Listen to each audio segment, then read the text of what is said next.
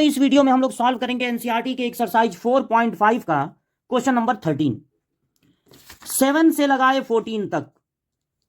सारे क्वेश्चन में एक ही काम करना है, यूजिंग मैट्रिक्स मेथड सॉल्व करना है सिस्टम ऑफ लीनियर इक्वेशंस को। यानी यहां पर जो इक्वेशन दिए गए हैं उसमें जो एक्स वाई जेड है वेरिएबल, उसकी वैल्यू फाइंड करनी है। किस मेथड से? मैट्रिक्स मेथड से। सबसे पहले एक मैट्रिक्स बनाना होगा इन एक्स वाई जेड के कोफिशिएंट को लेके। जैसे यहां एक्स का कोफिशिएंट है 2, दूसरे वाले में है 3, तीसरे वाले में है 3, फिर यहां सेकंड वाला देखिए एक्स का कोफिशिएंट है 1, किसी चीज से नहीं मल्टीप्लाई यानी 1 से, वाई का है -2 और जेड का है 1। एक्स का कोफिशिएंट है 3, वाई का कोफिशिएंट है -1, जेड का कोफिशिएंट है -2। फिर लिखेंगे एक्स वाई जेड, एक और मैट्रिक्स, और अब इक्वल टू लगा के जो इक्वल टू के बाद नंबर्स है ना 5 -4 और 3, उनसे बना लेंगे एक मैट्रिक्स। इस मैट्रिक्स को रिप्रेजेंट करेंगे ए से, इसको एक्स से और इसको बी से। हमें एक्स वाई जेड की वैल्यू फाइंड करनी है, तो हम चाहेंगे कि ये यहां से हट जाए मैट्रिक्स। अब चूंकि इस मैट्रिक्स का इसमें मल्टीप्लाई हो रहा है, इधर ट्रांसफर करेंगे तो डिवाइड होगा, और दो मैट्रिक्स को डिवाइड करना हमको नहीं सिखाया जाता, तो ये हटेगा कैसे? अब इसको हटाने का एक तरीका यह है कि इसके इनवर्स से इसमें मल्टीप्लाई कर दिया जाए।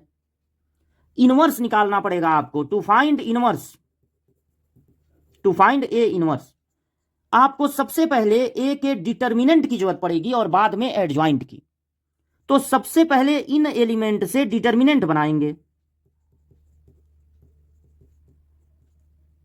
और उस डिटर्मिनेंट की वैल्यू फाइंड करेंगे। उसके लिए कोई भी एक रो चूज करना होगा या कोई भी एक कॉलम। तो मान लीजिए आप पहला रो चूज कर लेते हैं। अब 3 × 3 के डिटर्मिनेंट का साइन होता है plus minus plus, minus plus minus, plus minus plus. तो ये जो R1 है उसका साइन लगाना पड़ेगा प्लस माइनस प्लस। अब इन एलिमेंट्स को नोट करके, जैसे कि +2 बना लेना है छोटा छोटा डिटर्मिनेंट, -3 और फिर +3। इस डिटर्मिनेंट में क्या लिखना है? इनका कॉलम और रो छोड़ के। तो पहले वाले का कॉलम रो छोड़िए, -2 1 -1 -2, ये माइनस है। दूसरे वाले का कॉलम और रो छोड़ दीजिए, 1 1 3 -2। इस थर्ड वाले का कॉलम और रो छोड़ने पर बचेगा 1 -2 3 -1। इन 2 × 2 डिटर्मिनेंट की अब हमको पता लगानी है वैल्यू। 2 × 2 डिटर्मिनेंट की वैल्यू निकलती है क्रॉस मल्टीप्लाई से। पहले प्रिंसिपल डायगोनल का मल्टीप्लाई होगा इनका, तो इनका मल्टीप्लीकेशन होगा 4, फिर अपने तरफ से माइनस लगा देंगे। इनका मल्टीप्लीकेशन होगा -1, तो जब यहां लिखेंगे तो माइनस माइनस हो जाएगा प्लस। इनका मल्टीप्लाई -2, फिर अपने तरफ से माइनस, इनका मल्टीप्लाई 3। इनका मल्टीप्लाई -1, फिर अपने तरफ से माइनस, इनका मल्टीप्लाई -6। जब -6 यहां लिखेंगे तो माइनस माइनस हो गया प्लस। 4 और 1 5, 5 2 जा 10। -5 से -3 में मल्टीप्लाई होगा तो -15, और यहां नहीं +15 सॉरी, और यहां पर 5 3 जा 15। अब 15 और 15 हो गया 30, 30 और 10 हो गया 40। जब भी आपको यह कहा जाएगा कि इक्वेशन को सॉल्व करके एक्स वाई जेड की वैल्यू पता लगानी है, तो डिटर्मिनेंट की वैल्यू हमेशा एक नॉन जीरो नंबर आएगा 100% बार। अगर ये जीरो आ गया, निगेटिव भी आ सकता है पॉजिटिव भी, लेकिन अगर ये जीरो नहीं आएगा कभी, क्योंकि अगर ये जीरो आ गया तो फिर यहां से एक्स वाई जेड की वैल्यू नहीं मिल पाएगी। ए इनवर्स फाइंड करने के लिए डिटर्मिनेंट की जरूरत होती है और एडजॉइंट ए की। तो अब हम फाइंड करेंगे एडजॉइंट ए। उसके लिए सबसे पहले सारे एलिमेंट का कोफैक्टर पता लगाना होगा। तो ये जो R1 है, इस पोजीशन को कहते हैं 1 1, फिर 1 2, फिर 1 3। कोफैक्टर को रिप्रेजेंट करने के लिए A11, A12 और A13 लिखेंगे। A रिप्रेजेंट करेगा कि हम कोफैक्टर निकाल रहे हैं। थोड़ा सा इसको अलग करने के लिए ऐसे लाइन खींच दे रहे हैं, ये अलग अलग दिखे क्लियर। R1 का साइन शुरू होता है प्लस से। कोफैक्टर के लिए पहले क्या लगाना पड़ता है? साइन। तो प्लस माइनस प्लस। अब बनाएंगे छोटा छोटा डिटर्मिनेंट। इस डिटर्मिनेंट में क्या लिखेंगे? इन एलिमेंट का कॉलम और रो छोड़ के जो बचेगा वही लिखना है। तो ये 1 1 का जो पोजीशन है उसका कॉलम और रो छोड़ दीजिए, -2 1 -1 -2। अब इस 1 2 का कॉलम रो छोड़ दीजिए, 1 1 3 -2। इसका कॉलम और रो छोड़िए, 1 3 -2 -1। 2 2 इंटू 2 के डिटर्मिनेंट की वैल्यू निकलेगी क्रॉस मल्टीप्लाई से। तो पहले इनका मल्टीप्लाई 4, फिर अपने तरफ से माइनस, इनका मल्टीप्लाई -1, तो हो गया 5। माइनस है तो ब्रैकेट लगा लीजिए, इनका मल्टीप्लाई -2, फिर अपने तरफ से माइनस, इनका मल्टीप्लाई 3, -5 में माइनस का मल्टीप्लाई +5। प्लस है तो ब्रैकेट लगाने की जरूरत नहीं है, इनका मल्टीप्लाई -1, फिर अपने तरफ से माइनस, इनका मल्टीप्लाई होगा -6, रखेंगे यहां तो आएगा +6, तो आ गया 5 5 5। अब R2 जो दूसरा वाला रो है उसको कहते हैं 21 22 23। तो A21 A22 और A23 फाइंड करेंगे। जो सेकंड रो होता है उसका साइन शुरू होता है माइनस से, तो माइनस प्लस माइनस। अब यहां पर छोटा छोटा डिटर्मिनेंट बना लेंगे, छोटा छोटा डिटर्मिनेंट। इसका कॉलम और रो छोड़ दीजिए, 3 3 -1 -2। इसका कॉलम और रो छोड़ दीजिए, 2 3 3 -2। इसका कॉलम और रो छोड़ दीजिए, 2 3 3 -1। और अब इनकी वैल्यू निकालिए। तो पहला वाला माइनस में है, ब्रैकेट लगा लीजिए, इनका मल्टीप्लाई -6, फिर अपने तरफ से माइनस लगा देंगे, इनका मल्टीप्लाई -3 लिखेंगे तो माइनस माइनस हो जाएगा प्लस। -3 हो रहा है ना, इनको प्लस माइनस करने पे, -3 का माइनस में मल्टीप्लाई 3, प्लस है तो ब्रैकेट लगाने की जरूरत नहीं है, इनका मल्टीप्लाई -4, फिर माइनस, इनका मल्टीप्लाई 9, तो हो गया -13। फिर माइनस है तो ब्रैकेट लगा लीजिए, इनका मल्टीप्लाई -2, फिर माइनस लगा दीजिए, इनका मल्टीप्लाई 3 3 जा 9, -11 में माइनस का मल्टीप्लाई हो गया 11। अब R3 को किससे रिप्रेजेंट करते हैं? 31 32 33। तो A31 A32 और A33 फाइंड करेंगे। R3 का साइन शुरू होता है प्लस से, हो गया प्लस माइनस प्लस। अब छोटा छोटा डिटर्मिनेंट बना लेंगे। इसका कॉलम और रो छोड़िए, 3 3 -2 1। इसका कॉलम और रो छोड़िए, 2 3 1 1।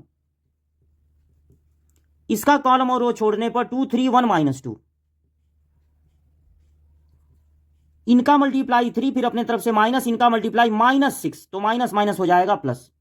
माइनस है तो ब्रैकेट लगा लीजिए, इनका मल्टीप्लाई 2 माइनस इनका मल्टीप्लाई 3, -1 में माइनस का मल्टीप्लाई +1, इनका मल्टीप्लाई -4, फिर माइनस लगा दीजिए, इनका मल्टीप्लाई 3, तो ये हो गया -7। जब सारे एलिमेंट के कोफैक्टर आप लिख लें तो फार्मूला लिखिए कि एडजॉइंट ए होता है कोफैक्टर से जो मैट्रिक्स बनेगा उसका ट्रांसपोज। तो कोफैक्टर मिले हैं आपको, सबसे पहले क्या मिला था? 5 5 5 5 5 5, तो 5 5 5 लिख लिया जाए। फिर 3 -13 11, 9 1 -7। अब इसको करना है ट्रांसपोज। ट्रांसपोज कैसे होगा? पहले रो को पहला कॉलम बना लेंगे, दूसरे रो को दूसरा कॉलम, तीसरे रो को तीसरा कॉलम। ये मिल गया एडजॉइंट ए। अब ए इनवर्स, ये सारा मेहनत हम लोग किस लिए कर रहे थे? क्योंकि हम लोगों को ए इनवर्स चाहिए। तो ए इनवर्स होगा 1/, इसका क्या फार्मूला होता है? 1/, डिटर्मिनेंट की वैल्यू इंटू एडजॉइंट ए। तो डिटर्मिनेंट की वैल्यू आपको याद होगा, निकला था 40, और एडजॉइंट ए ये निकला है 5 5 5, 3 -13 11, 9 1 -7। अब जब ए इनवर्स फाइंड हो गया तो आप अपने इक्वेशन को दोबारा लिखिए, 2 3 3 1 -2 1 3 -1 -2, बगल में एक्स वाई जेड, फिर इक्वल टू लगा दीजिए। इसको भी बाद में नोट कीजिएगा। इसी को हम हटाना चाहते हैं, तो अगर इसके बगल में जो इसका इनवर्स निकला है 1/40, फिर शायद था 5 5 5 ऐसे, और फिर था 3 -13 11 और 9 1 -7, 9 1 -7। इसके बगल में अगर इसका इनवर्स लिख दिया जाए, मतलब इनवर्स से मल्टीप्लाई कर दिया जाए, तो क्या होगा? किसी भी मैट्रिक्स में जब उसके इनवर्स का मल्टीप्लाई होगा तो आई आएगा, आइडेंटिटी मैट्रिक्स। और आई का जब किसी मैट्रिक्स में मल्टीप्लाई होता है तो उस पर कोई फर्क ही नहीं पड़ेगा। मैट्रिक्स के लिए आई समझिए कि 1 है, और 1 का मल्टीप्लाई जब होगा तो उस नंबर पे कोई असर नहीं पड़ता। इसी तरह आई का मल्टीप्लाई मैट्रिक्स में होगा तो वही मैट्रिक्स मिलेगा। अब क्या करना है, जैसे आप जिस चीज से लेफ्ट साइड में मल्टीप्लाई करेंगे उसी चीज से राइट साइड में भी मल्टीप्लाई करना पड़ेगा। तो ये जो राइट साइड है उसमें भी इसका मल्टीप्लाई करना पड़ेगा, दोनों साइड में करेंगे ना। तो 5 5 5, 3 माइनस 13 11, 9 1 माइनस 7 का मल्टीप्लाई इधर भी होगा, किसमें? 5 माइनस 4 3 में। अब देखिए, आप ऐसा नहीं कर सकते हैं कि पहले इसको नोट करें और बाद में इससे मल्टीप्लाई करें, क्योंकि लेफ्ट साइड में जो काम होगा वही राइट साइड में भी करना है। इसको हटाने के लिए इसके पहले ही इसको लिखना पड़ेगा, क्योंकि बीच में लिखने का रूल नहीं है, दोनों के बीच में लिख नहीं सकते हैं। और अगर इस पूरे को नोट करने के बाद इसको नोट करेंगे तो बीच में ये रहेगा, तो दोनों का मल्टीप्लाई होके आई कैसे आएगा? इसलिए लेफ्ट साइड में इसको इसके लेफ्ट में रखना है, तो राइट साइड में भी इसको इसके लेफ्ट में ही रखना पड़ेगा, मतलब पहले इसको लिखना पड़ेगा तब ये। अब मल्टीप्लाई कर दीजिए, तो 1/40, और यहां देखिए 3 एलिमेंट हैं, यहां पर 3 कॉलम है। पहले एलिमेंट से पहले कॉलम में मल्टीप्लाई होगा, यानी इन सब में 5 का मल्टीप्लाई होगा, फिर प्लस लगा देंगे। सेकेंड एलिमेंट से सेकेंड कॉलम में मल्टीप्लाई होगा, इन सब में मल्टीप्लाई होगा -4 से, तो -12 प्लस 42 -44, फिर प्लस लगा देंगे। थर्ड एलिमेंट से थर्ड में मल्टीप्लाई होगा 27, 3 1 जा 3 और -21। 1/40, अब इनको प्लस माइनस करके लिख दीजिए। तो अगर 25 में से 12 माइनस होगा तो 13 बचेगा, 13 इसमें ऐड होगा तो हो जाएगा 40।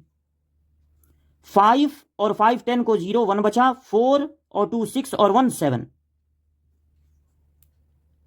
फिर इसके बाद यहां पर 25 प्लस में है और ये दोनों माइनस में है, तो ये दोनों मिलकर कितने हो जाएंगे? 4 और 1 5 और -4 और 2 6, 65 और 25, यहां पर आएगा -40।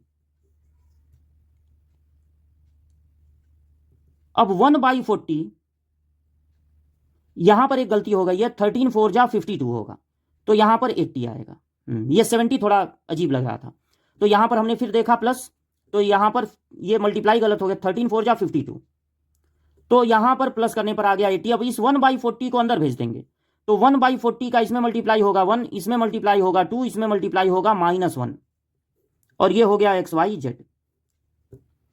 जब एक मैट्रिक्स दूसरे मैट्रिक्स के इक्वल होता है तो पोजीशन वाइज एलिमेंट इक्वल होते हैं, यानी x की वैल्यू होगी 1, y इक्वल होगा 2 के और z इक्वल होगा -1 के।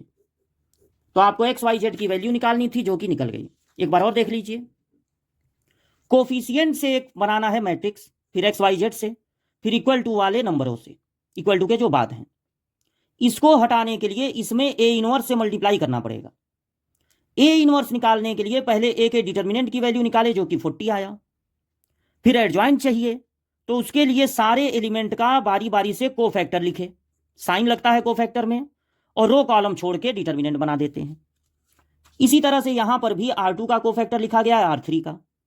कोफैक्टर से मैट्रिक्स बना के जब ट्रांसपोज कर देंगे तो मिल जाएगा एडजॉइंट।